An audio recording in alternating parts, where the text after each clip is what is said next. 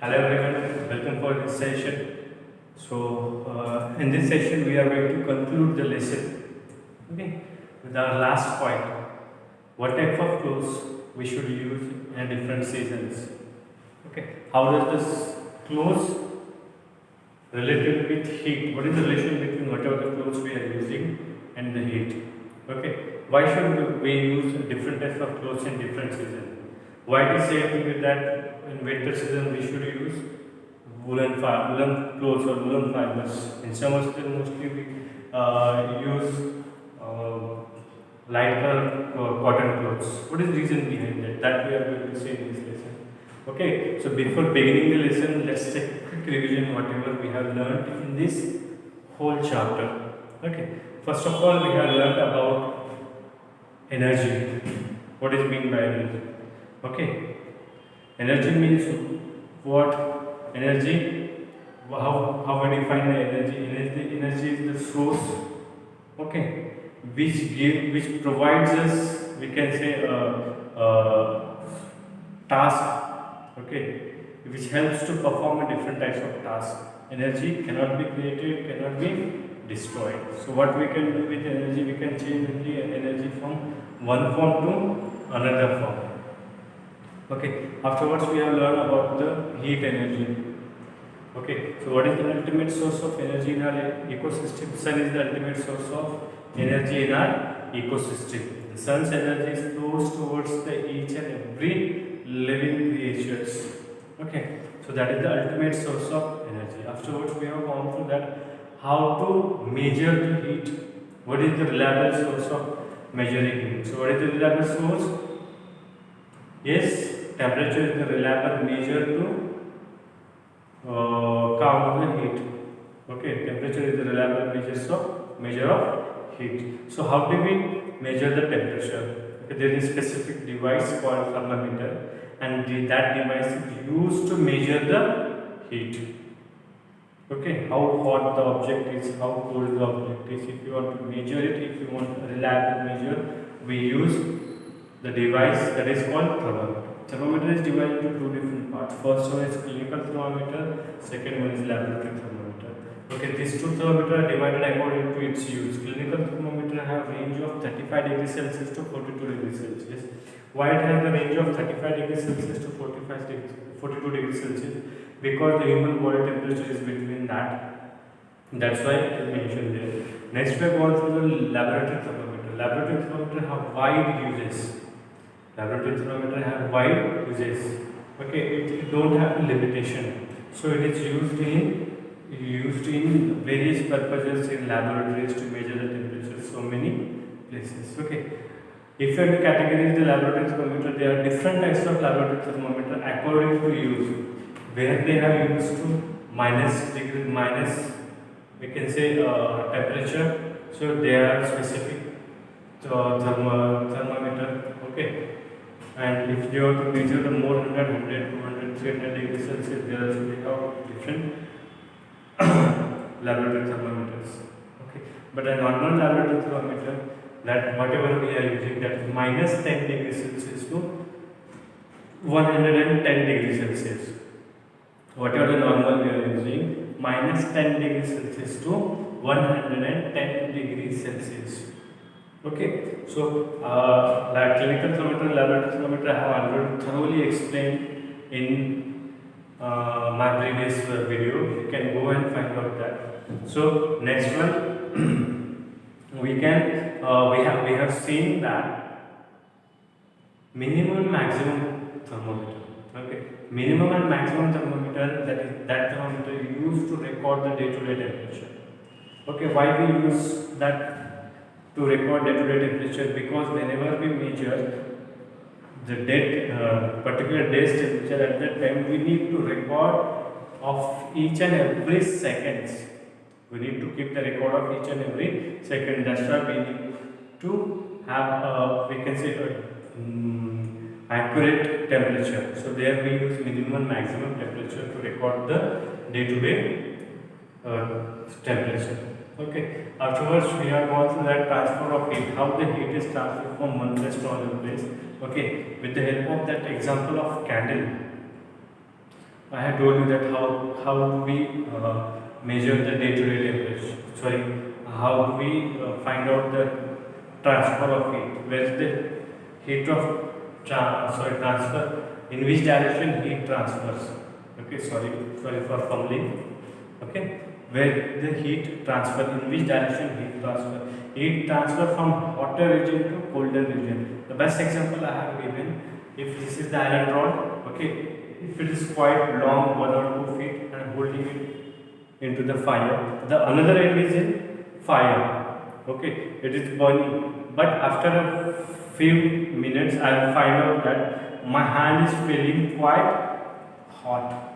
That means the energy is giving, the heat is giving to another side, but from that side heat is transferring from hotter region to colder region. It is transferring from hotter region to colder region. So this another end is also feeling the hot because the heat is transferring to this part. Okay, this I am burning this point but feeling hot at this point because the heat is transferring. What is going on? Heat is transferring. So that is called the transfer of heat. Okay, that we have learned in that lecture. Afterwards, we have gone through that. What are the different mediums that the heat transfer? Heat transfers in different mediums. Okay, whenever the heat transfer in solid, we call it conduction. Whenever the heat transfer in solid, we call it conduction. Whenever the heat transfers in liquid or gases, we call it convection. Okay, when the heat travels without any medium, whenever the heat travels without any medium, we call it radiation. What do we call it? We call it radiation. Okay, without any medium, in vacuum. Okay, that is called radiation. The best example of radiation that the sun's heat, okay, comes on the earth. On the earth. How it comes? Because there is no medium. Okay, atmosphere is present only on the earth. Okay, out of the earth there is no atmosphere. There is completely vacuum. So there is no medium. Still the heat transfers on the earth because of the radiation. Okay, so in which medium heat transfers rapidly? Okay, conduction, convection, and radiation.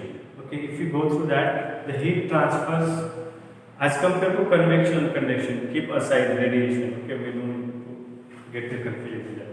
Okay, solid, liquid, and gases. In that 3 states, in which states heat transfer faster? So it is solid. Okay, I had drawn here one diagram on the board, and I told you that how does the heat transfers. Okay, because of the solids have a strong attraction force in between those molecules, that's why heat transfer faster than liquid and gases in solid. Okay, so today's point we are going to start now, that is which type of clothes do we wear in summer season or winter season. See, in fiber to fabric, in that lecture we have learned about there are different types of fibers, natural fibers and synthetic fibers. Okay, so we use the fibers according to the seasons. Okay, so why should we use, let's begin with winter season. Why should we use the woolen clothes in winter season? Okay, winter season is widely used, woolen clothes is widely used in winter season because the reason behind that, okay, whenever there is a winter season, there is extreme cold in the atmosphere. Okay, so we need to survive in that cold. That's why we use clothes. In history of clothes, I told you, okay, the clothes are invented to protect the human beings. The main purpose of inventing the clothes is protecting human beings. Okay, so the same way, we need to protect ourselves from the cold. So what do we do at that time? We use woolen clothes. Okay, so what does the woolen clothes do? Whatever the heat produced by our body, I told you that in clinical thermometer, the body temperature, the temperature of an average healthy person is approx 36 to 37 degrees Celsius. So in winter season, some some of the places on the earth have minus 0 degrees Celsius, 10, 12, 13 degrees Celsius. But in any situation, our body's temperature is approx 37 degrees Celsius, and it is good for ourselves. Okay, so whenever we wear the woolen cloth restrict that cold to enter in our body. So it makes a coating of shield. It works as a shield to outer atmosphere to our body. Okay, so whatever the heat or the temperature maintained by our body, it is not allows that heat to enter inside. So it keeps us warm. It keeps us warm. That's why we use cotton clothes in winter season. Okay, because that cotton clothes keeps us warm. Okay, because whatever the air trapped inside, it is not allowed to go to release. If the air is released, so that outer atmosphere will affect on our body. So that is the reason that we should use, or we are using the woolen clothes in winter season. So what about summer season? So okay, what if I own a black shirt in summer season and I am going on cycling in between 12 p.m. to 2 p.m. What will be my condition? What do you think? What will happen to me? What is my state at that time? It's 12 p.m. I wore black shirt, black pant, black tracksuit. Okay, completely black tracksuit I wore, and I was on the cycle. Cycle is also black color. Seat is also of a black color or any dark color, and I was out for cycling. What will happen to me? Okay, already there will be a 40 plus temperature in each and every summer in May, and I am wearing black color clothes, and the time is 12 to 2 p.m. Okay, if I don't have water bottle with me, I will die with a dehydration. What happens in that case? See, dark color clothes always are the good conductor of heat. Suppose this one is black color, this is black color. Okay, the sun rays, okay, from all side, wherever they get the sunlight, it absorbs, it continuously absorbs. If my cloth is absorbing heat, that means it is becoming hot. And as I told you, the heat transfer from hotter region to colder region. Shirt is hot region, my body is cold region. So that energy is transferring, that heat is transferring in my body. As the heat transfers in my body becomes hot. It started more sweating. Why it started more sweating? See, there is a phenomenon. If the temperature increases, my body starts sweating. What do you think? Why our body sweats? Unnecessarily our body sweats? No. There is a particular reason behind the sweating. Okay, whenever the temperature rises, body starts sweating. Still I have a sweat. See. Why my body is sweating? Because in this room, the temperature is quite high.